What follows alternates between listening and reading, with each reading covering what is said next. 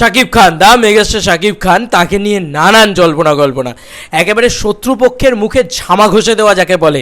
একেবারে যারা শুরু করেছিল একেবারে কি বলবো, এরা প্রডিউসার দল, তারা মানে এত নোংরা প্রডিউসার যাকে বলা যেতে পারে, যিনি শুরু করলেন যে তুফান রিলিজ নিয়ে একটা সংশয় শুরু হয়ে গেল, হল মালিকদের রীতিমতো ভয় শুরু হয়ে গেল। কিন্তু সব কিছুর মুখে যোগ্য জবাব একটা সেন্সার বোর্ড সার্টিফিকেট। বন্ধুরা, যখন থেকে আমি তুফানের এই সেন্সার বোর্ড সার্টিফিকেটটা দেখেছি না, তখন থেকে আমার মন একদম প্রচণ্ডভাবে খুশি হয়ে গিয়েছে। Hey guys, welcome to my channel, আমি মহারাজ। আর এত রাত্রির বেলা, একদম বোধহয় 12টা বেজে গিয়েছে এখন তোমাদের ঘড়িতে, তাও আমি ভিডিওটা তৈরি করছি। শুধুমাত্র পৌশালীদের একটা ভিডিও দেখলাম রিসেন্টলি, তোমার শরৎ মিউজিক ভেঞ্চার্সের।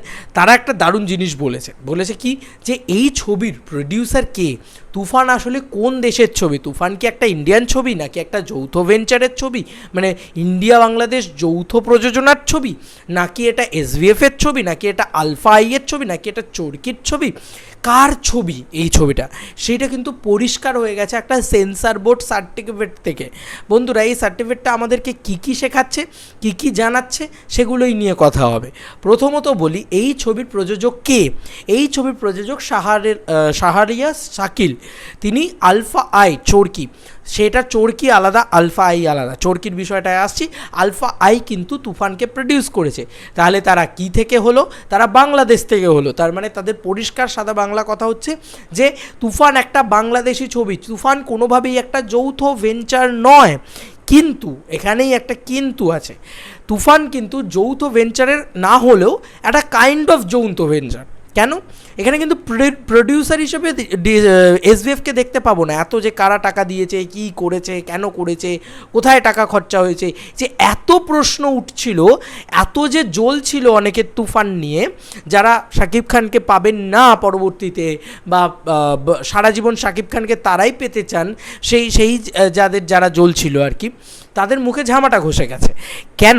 কারণ তারা এখন এইটুকু ক্লিয়ার করে দিয়েছে, সেন্সার বোর্ড যে ছবিকে সার্টিফিকেট দিয়ে দেয়, আর কোনো চিন্তা নেই, সেটা ক্লিন আনকাট সার্টিফিকেট পেয়েছে, এবং সেখানে পরিষ্কার লেখা আছে যে এটা একটা বাংলাদেশি ছবি, এটা কোনোভাবেই একটা যৌথ প্রযোজনার ছবি নয়, এটা কোনোভাবেই এসভিএফেরও ছবি নয়।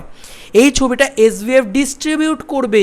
আর এখন যেটা খবর উঠে আসছে, এসভিএফ প্রথমবারের জন্য কোনো ছবিকে ডিস্ট্রিবিউট করবে নিজের প্রযোজনা সংস্থা থেকে নিজেরা, মানে ওয়ার্ল্ড ওয়াইড অন্য কেউ ডিস্ট্রিবিউট করে বা অন্য কেউ দায়িত্বে থাকে, এই ডিস্ট্রিবিউশন শুরু করবে তুফানের হাত দিয়ে, যেখানে এসভিএফ ওয়ার্ল্ড ওয়াইড, মানে গোটা বিশ্ব জুড়ে এসভিএফই এই ছবিটাকে ডিস্ট্রিবিউট করবে বন্ধুরা। এবং এসভিএফ এখানে ইকুইপমেন্ট সাপোর্টটা দিয়েছে।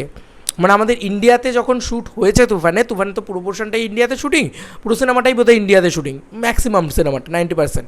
এবার সেই সিনেমাটার ইন্ডিয়াতে শুটিং যেহেতু, সেখানে equipment support, location support, line production ইত্যাদি, যে একটা সিনেমা তৈরি করতে যে একটা টিম লাগে, সেই টিম ওয়ার্কটা কোথাও গিয়ে কিন্তু এসভিএফ প্রোভাইড করেছে। পাতি বাংলা কথা বোঝা গেল যে তুফান একটা পুরোপুরি আউট অ্যান্ড আউট বাংলাদেশি ছবি, যেটা আলফা আই তারা কি বলবো, মানে শাহরিয়া শাকিল, তিনি কিন্তু ছবিটা প্রডিউস করেছেন, মানে ছবিটিতে বিনিয়োগ করেছেন, টাকা বিনিয়োগ করেছেন। এবার আরেকটা জিনিস, মানে শত্রুপক্ষের মুখে ওই যে মানে বলে না, রাইফেল না, রিভলভার না, হাতুড়ি দিয়ে একদম থেতো করে দিয়েছে মাথা। তো আরেকটা জিনিস কি, সেটা হচ্ছে চরকি। তাহলে কী করছে চরকি? হচ্ছে এটা ডিজিটাল পার্টনার বন্ধুরা।